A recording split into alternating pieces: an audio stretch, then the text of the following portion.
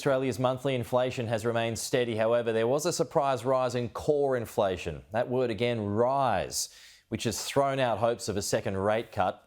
Joining us now is the independent analyst, Evan Lucas. So let's start there before we get to the insurance premium. So it just goes to show how tricky things might be. Sure, it's just the 1 month, not the quarter, but still, this is perhaps what the RBA was worried about, Evan.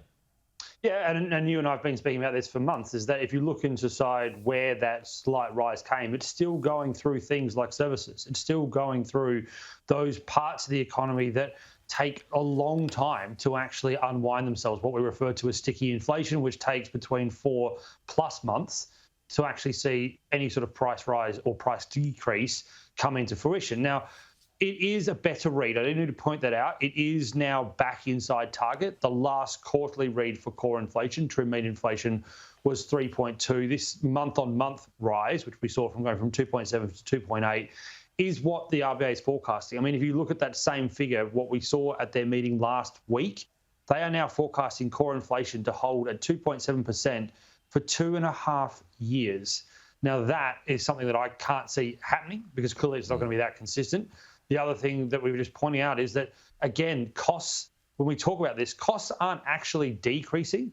Costs are just moderating. The rate of change is 2.8%, but they're still increasing by a range. And that's what I think is also lost in the debate at the moment, is that it's not a price decrease, it's just a slowing of the price increasing.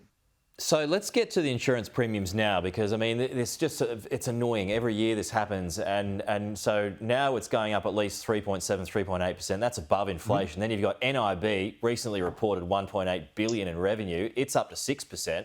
I mean, how that's going to be inflationary, is it not?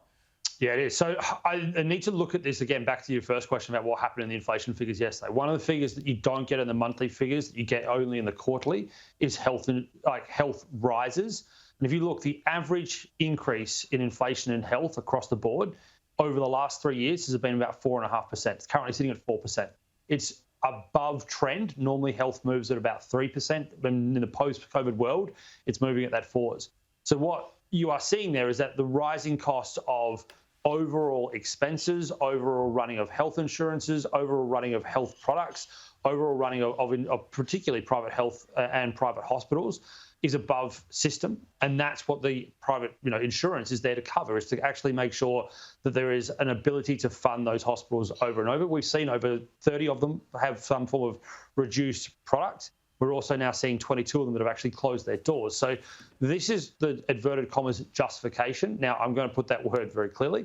Justification doesn't mean that it obviously isn't right. Now, we also know that the government has capped out private health insurers over the last 2 years. They haven't been able to rise their premiums at a level that they were expecting. Right. So NIB is probably catching up in terms of what it's doing with its 6%. Overall, though, it's another inflationary cost. Sure is.